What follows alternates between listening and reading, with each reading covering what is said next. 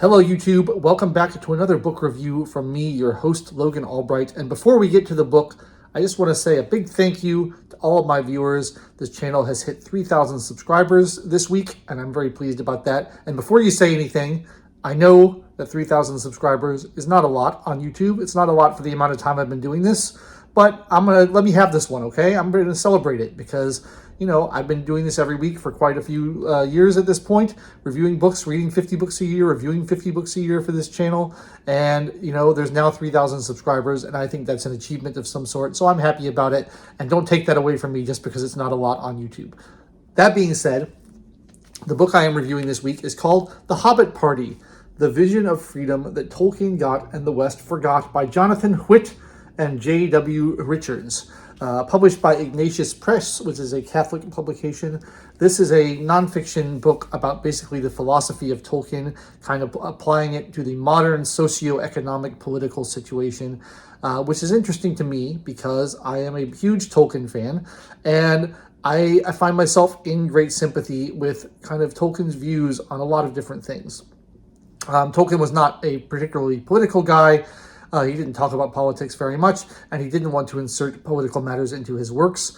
Nevertheless, there is some inescapable lessons you can draw from The Lord of the Rings and from The Hobbit and from his other works. And then I'm also currently reading a book of his letters, and in his private letters, you kind of get more of a sense of what he believed and what he thought was important. And one of his letters, which is my favorite of them all, he describes his political thought as running closer and closer towards anarchy, described not as men with bombs, but as the lack of control, the absence of control over people. And that's something that I care very deeply about, and I think is an excellent way of describing anarchy, honestly. He also says that the least proper job of men is the bossing of other men, and that the people who should least have power are the ones who want it. And these are sentiments that I am right behind, I'm fully behind. And that's a lot of what this book talks about, is kind of the vision of political economy and politics and government that shows up in The Lord of the Rings. You may have noticed, if you've read The Lord of the Rings, that there's not a lot of government in there. There's a king. One of the books is called The Return of the King, but he's a pretty hands-off king. He doesn't do a lot of micromanaging of the kingdom. He seems to be concerned with national defense and not a lot else. I don't even know if there are taxes. It's never mentioned. And then you have the Shire, which is pretty much self-governing and doesn't really have a government. It's got like a mayor whose duties are mainly ceremonial. It has some volunteer sheriffs who kind of keep crime under control. But that's about it. No other government as far as you can tell in the Shire. So I think that's very interesting and very fascinating. And I wrote an essay about this, about Tom Bombadil, because I think Tom Bombadil is an excellent representation of kind of personal freedom. He's a character that has always been a favorite of mine, despite his being left out of the films. And Tom Bombadil is described as being master, but his mastery doesn't consist in the domination of other life forms. The mastery consists in that he is immune to control from other outside forces. He's his own self-determinating force. And so I think he is a great character in that regard.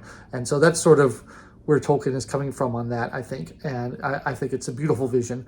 I also identify Tolkien very closely with another English Catholic writer from a little bit before his time called G.K. Chesterton, one of my favorite writers. And Chesterton as well had this sort of slightly classical liberal, but not overtly political view. It's a very English view of just sort of wanting to be left alone and not being overly managed or have busybodies telling him what to do. And I feel like him and Tolkien are in great sympathy on that, although Tolkien did have some critical words about Chesterton as well. So they're not entirely in sync. And this book brings up Chesterton quite a bit. The book also shows Tolkien as basically a moderate in almost everything. Like, he doesn't go too far to extremes. And I think it's a very healthy moderatism. I normally wouldn't describe myself as a moderate, but I think that this is a sort of moderation that makes a lot of sense. For example, Tolkien was anti-war. He disliked war. He had served in World War I, and he saw the horrors of war. But he wasn't a pacifist either. He, like in The Lord of the Rings, the message of to the free peoples of Middle-earth is you can't appease Sauron. You can't make peace with Sauron. He's an evil power trying to dominate the whole world. You got to do something about it. And so there's a time to stand up and fight. So he wasn't a complete pacifist either, but he was sort of in the middle, you know, against war unless it's absolutely necessary. But if it is necessary, you got to go. And then, like, on the issue of environmentalism, a lot of people have kind of wanted to claim Tolkien as an environmentalist because he talks so much about his love for trees and nature, and his description of Saruman the White as having a mind of metal and wheels as a bad thing, and kind of being against industry in that sense. But Tolkien wasn't really an environmentalist. He loved the natural world, and he loved green things and things that grow. But he wasn't totally against technology or machinery or basically human flourishing, which has been helped by technology. He's sort of in the middle ground of those things, which I think is healthy. And there's a line from one of his letters where he talks about the elves as being embalmers. And he says, I'm neither a reformer nor an embalmer. And the reformers are like, this is how society should be. Let's go out and make society to fit our vision. And he's very against that. All of the bad guys in Tolkien. There's a great podcast that I listened to from Signum University, and this guy called the Tolkien Professor, Corey Olson, is doing a very deep dive, kind of exploring the Lord of the Rings one paragraph at a time over many years, and it's excruciatingly slow, but it's fascinating. And in one of the lectures he gave, he talked about how all the bad guys in Tolkien are the ones who want to go out and say, I want to make the world into the way I don't think the world should be. This is like my vision for how things ought to be, and I'm going to go and impose that on the world. And those are all the villains. And all the heroes want that what should be shall be. They want just the natural order of providence and just fate and the way things should be to come out, and they want things to be as they ought to be, but they don't want to impose their personal vision on. It's kind of more living in harmony with the world. And so Tolkien says, I'm not a reformer. I don't like the reformer mindset, but I'm also not an embalmer. And he criticizes the elves for being too attached to the way things used to be and to the past, and trying to freeze time and keep things static rather than allowing progress to move on. So Tolkien's got this kind of great sense of moderation where everything is sort of common sense, sensible middle, where it's not too extreme on either side. And I really relate to that. I think that's very interesting and good. The book also, needing to fill out an entire book, it delves a lot into theology, which is interesting, understandable, because Tolkien was an ardent Catholic. And while he was not preachy at all, I do feel like you get a little bit of Catholicism creeping into The Lord of the Rings. And this is where this book loses me a little bit, because occasionally the authors drift from describing what Tolkien said and what Tolkien thought into sort of proselytizing a little bit and saying, this is what you should think, and this is the right way, and this is the wrong way. And they're at their worst on this when it comes to theology, because the authors are Catholics, and they think you should be a Catholic too. And so they're very critical of non-Christians, and they're saying, basically, you're stupid not to be a Christian, which I just agree with because I'm not a Christian, and I have a lot of issues with Christianity, so I don't think that's right. But I mean, as an analysis of Tolkien, I think it makes a lot of sense because he was a Catholic and his faith was very important to him. So that's fair enough. It's always kind of perilous digging up dead authors and saying they would have agreed with me and this is what they thought and this is, look, they're on my side. It's always sort of a dangerous thing to do. And I think you got to be very careful doing that. But I think that their characterization of Tolkien's work and their understanding of his writings is pretty accurate, or at least it's in harmony with my own understanding of it. I have a similar understanding of it. So I wouldn't accuse them of trying to appropriate Tolkien to a particular side or not.